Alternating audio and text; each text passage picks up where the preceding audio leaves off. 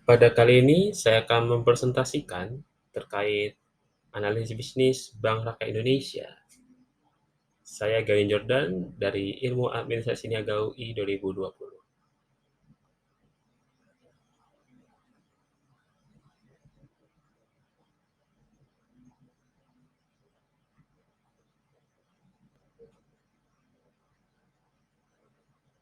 Bank Rakyat Indonesia adalah bank milik negara yang merupakan salah satu bank terbesar di Indonesia.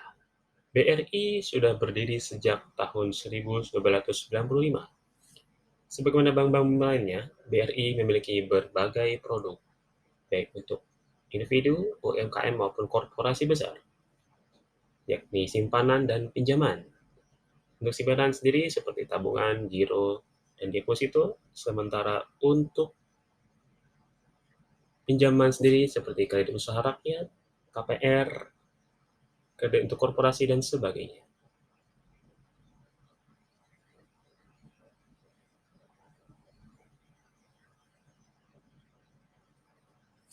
Berikut ini adalah analisis Tesel, analisis untuk mengetahui kondisi eksternal dari BRI itu sendiri, yakni politik, ekonomi, sosial, teknologi, hukum, serta lingkungan. Untuk politik, stabilitas politik nasional dan global mempengaruhi aktivitas BRI itu sendiri. Kemudian untuk ekonomi, kebijakan moneter dan inflasi yang ditetapkan oleh Bank Indonesia dan biasanya juga ikut mengacu pada apa yang dikeluarkan oleh The Fed. Kemudian pertumbuhan ekonomi, produksi, konsumsi, dan perdagangan. Apabila pertumbuhan ekonomi terus tinggi, maka akan meningkatkan produksi, konsumsi, dan perdagangan, sehingga semakin banyak yang menggunakan jasa pinjaman dari BRI. Kemudian distribusi pendapatan, serta sosial, gaya hidup, pendidikan, kesehatan, dan demografi.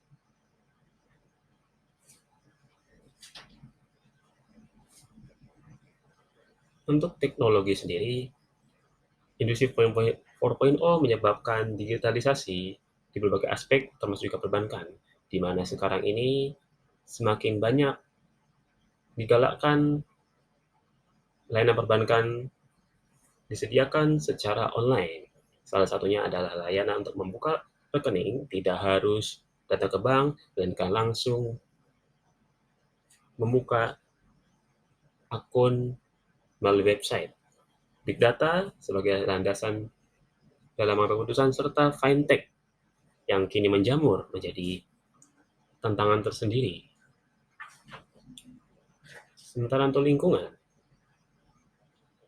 penggalakan energi baru terbarukan serta pengurangan energi fosil, seperti salah satu contohnya adalah tuntutan untuk BRI dan bank-bank lainnya untuk mengurangi pembiayaan terhadap batu bara dan energi fosil lainnya. Sementara hukum, aktivitas BRI mesti senantiasa mengacu kepada UU Perbankan disahkan oleh DPR, serta aktivitasnya diawasi oleh otoritas jasa keuangan.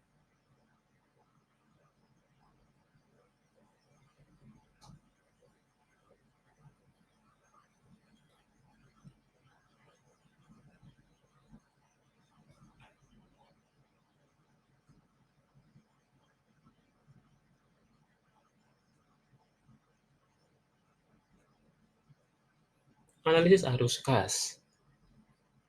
Berikut ini adalah analisis arus kas daripada Bank BRI.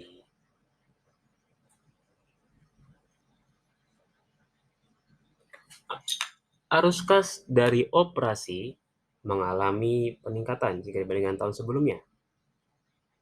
Sementara arus kas untuk investasi mengalami penurunan. Sedangkan untuk arus kas pembiayaan mengalami peningkatan. Secara umum, arus kas yang keluar mengalami penurunan jika dibandingkan tahun sebelumnya.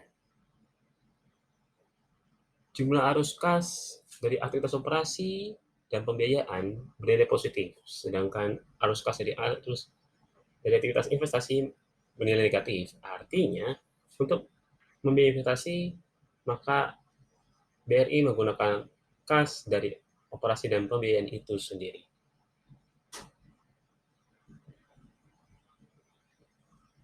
Analisis arus kas. Rasio cakupan arus dana diambil dari EBIT dibagi bunga, ditambah penyesuaian pajak, ditambah dividen preferred.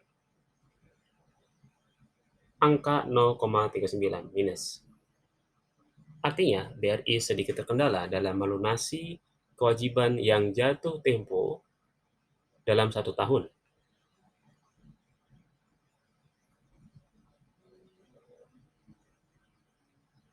Rasio cakupan arus kas terhadap bunga bernilai minus 0,25.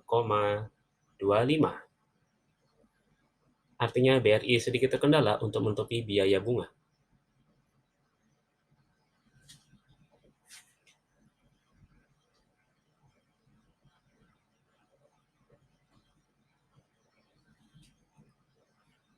Analisis arus kas untuk rasio pengeluaran modal bernilai min 3,95. Artinya BRI perlu sedikit tambahan pendanaan untuk modal ekspansinya.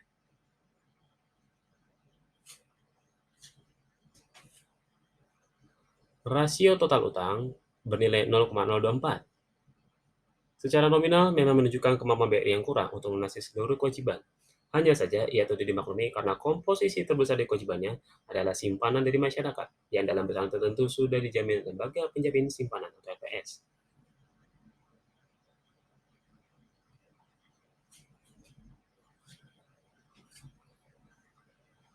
Rasio cakupan arus kas terhadap laba bersih senilai 2,68.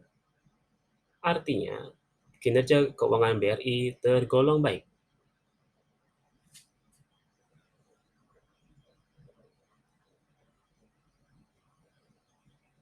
Berikut ini adalah aktor dalam analisis perusahaan yang terdiri dari direktur dan komisaris dari Bank BRI. Kesimpulannya adalah kondisi eksternal terus berubah. Begitu banyak tuntutan kepada BRI selaku Bank BUMN. Sebagai salah satu contohnya adalah tuntutan dari masyarakat tertentu agar BRI mengurangi atau bahkan meniadakan pembiayaan untuk energi fosil seperti batu bara. Akhirnya, beberapa hari yang lalu, BRI memutuskan untuk menghentikan pendanaannya terhadap batu bara. Kemudian juga kebijakan suku bunga yang berubah dari BI dan juga The Fed tentu akan memengaruhi inflasi.